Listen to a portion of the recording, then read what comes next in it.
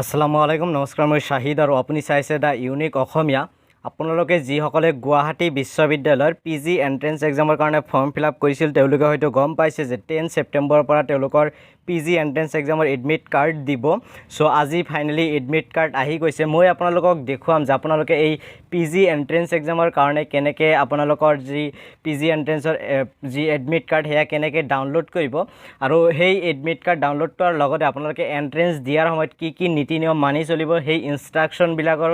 এই ভিডিঅ'ত আলোচনা কৰিম গতিকে ভিডিঅ'ৰ মাজলৈ আগবাঢ়ি যোৱাৰ আগতে মই আপোনালোকক অনুৰোধ জনাম যদি আপোনালোকে এতিয়ালৈকে মোৰ চেনেলটো সাবস্ক্ৰাইব কৰা নাই তেতিয়াহ'লে অনুগ্ৰহ কৰি মোৰ চেনেলটো সাবস্ক্ৰাইব কৰি দি বেল আইকনটো প্ৰেছ কৰি দিয়ক যাতে মই আগলৈ এনেকুৱা ধৰণৰ ভিডিঅ' আপলোড কৰাৰ লগে লগে আপোনালোকে নটিফিকেশ্যন পাই যায় আৰু সৰ্বপ্ৰথমে মোৰ চেনেলৰ ভিডিঅ'বিলাক আপোনালোকে চাব পাৰে এতিয়া হওক কোনো সময় নষ্ট নকৰাকৈ আজিৰ ভিডিঅ'টো আমি আৰম্ভ কৰোঁ প্ৰথমতে আপোনালোকে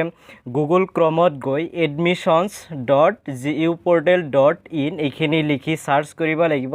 আপোনালোকে দেখা পাইছে ওপৰত মোৰ ৱেব এড্ৰেছ admissions.guportal.in যেটো লিংক মই ডেসক্ৰিপচন বক্সত দি দিম তাৰপৰ আপোনালোকে এইটো ৱেবছাইটত আহি যাব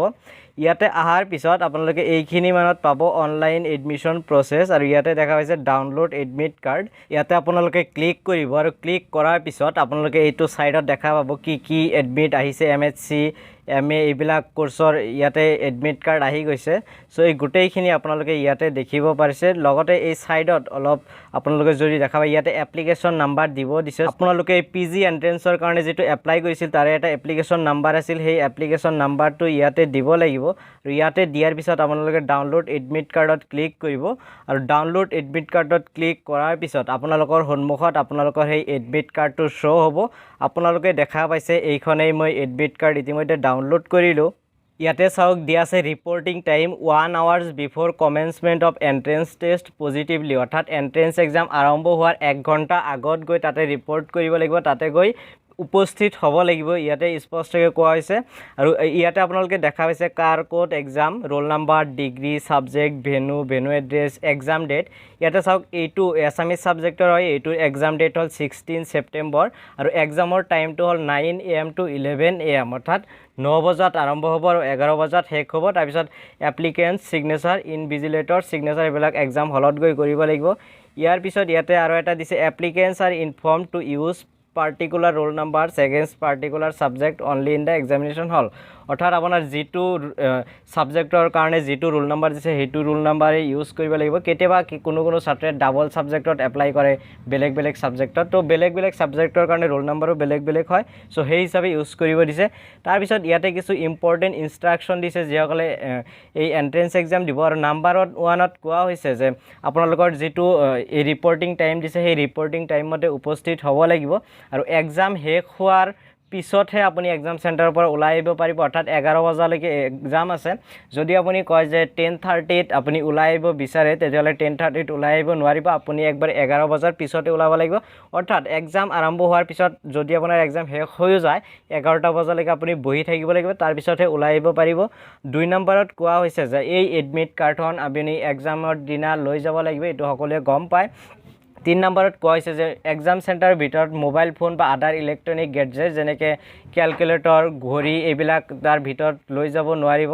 4 নম্বৰত কোৱা হৈছে যে এই এক্সামত আপোনালোকে OMR sheet ফিল আপ কৰিবলৈ কলা ৰঙৰ বল পইণ্ট পেন ইউজ কৰিব লাগিব অৰ্থাৎ black ball point pen use কৰিব লাগিব বাকি কালাৰ হলে নহব অনলি ব্ল্যাক কালাৰ ইউজ কৰিব পাৰিব তাৰ পিছত ইয়াতে যদি আপোনাৰ কিবা হলনি কৰিব লগা থাকে তেতিয়ালে সেইবিলাক আপুনি হলনি কৰিব নোৱাৰিব তাৰ পিছত কোৱা হৈছে যদি আপুনি কিবা hudiব লগা থাকে বা কিবা কাৰেকচন কৰিব লগা থাকে তেতিয়ালে gauiums@gmail.com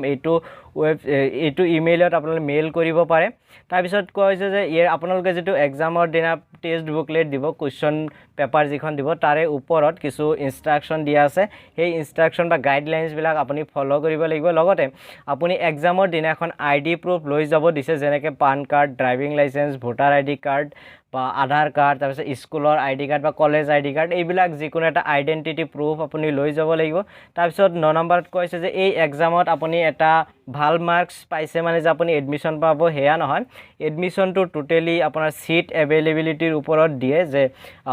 পাস কৰিছে 50 জন কিন্তু সিট আছে 10টা তেলে ওপৰৰ 10 জনে সিটটো পাব বাকি 40 জন নাপায় এনেকৈ মেৰিট বেচিছ পাব লগতে আপোনালোকে এডমিশন লবলৈ আপোনাৰ যিখিনি ডকুমেন্টস ক্লিয়াৰ থাকিব লাগিব সকলো সেমিষ্টাৰত পাস পাছ থাকিব লাগিব 3 বছৰতকৈ অধিক গ্যাপ হ'ব নালাগিব এই গোটেইবিলাক আপোনালোকে ক্লিয়াৰ হ'লেহে এডমিশ্যন পাব তাৰপিছত কৈছে যে এই এডমিট কাৰ্ডখন আপোনাৰ এক্সাম শেষ হোৱাৰ পিছত এডমিশ্যন হৈ যোৱাৰ সময়লৈকে আপুনি এইখন ৰাখিব লাগিব কাৰণ এডমিশ্যনৰ সময়ত এয়া প্ৰয়োজন হ'ব আৰু নাম্বাৰ 11ত কৈছে ষ্টেণ্ডাৰ্ড কোভিড-19 প্ৰট'কল মাষ্ট বি ফলো অৰ্থাৎ ষ্টেণ্ডাৰ্ড কোভিড-19 প্ৰট'কল যেনেকৈ মাস্ক পিন্ধিব লাগিব চেনিটাইজাৰ ইউজ কৰিব লাগিব গ্লভছ পিন্ধিব লাগিব কিন্তু আপোনালোকে চেনিটাইজাৰ গ্লভছ যি কৰে কৰিব কিন্তু মাস্কখন কিন্তু কম্পালসৰি লৈ যাব নহলে কিন্তু এক্সাম দিব নোৱাৰিব বাকি চেনিটাইজাৰ গ্লভছৰ কথা মই ক'ব নোৱাৰিলো হেখিনি হয়তো নহলেও চলি যাব তো এআই আছিল আজিৰ ভিডিও এনেকৈ মই আপোনালোকক দেখুৱালো কেনেকৈ এই এডমিট কাৰ্ড ডাউনলোড কৰিব লাগে এই গোটেইখিনি দেখুৱাইছো গতিকে আশা কৰিছো ভিডিওটো আপোনালোকে ভাল পাইছে যদি ভিডিওটো ভাল পাইছে ভিডিওটো লাইক কৰিব শেয়াৰ কৰিব আৰু মোৰ চেনেললৈ যদি আপুনি নতুন আহিছে তেতিয়াহ'লে চেনেলটো এতিয়াই সাবস্ক্ৰাইব কৰি বেল আইকনটো প্ৰেছ কৰি দিয়ক কাৰণ মই আগলৈ এনেকুৱা ধৰণৰ হেল্পফুল ভিডিওবিলাক লৈ আহিম আৰু আপুনি যাতে সেই ভিডিওবিলাক চাই উপকৃত হ'ব পাৰে ভিডিওটো শেষলৈ চোৱাৰ বাবে আকৌ এবাৰ আপোনাক বহুত বহুত ধন্যবাদ জয় অসম জয় হিন্দ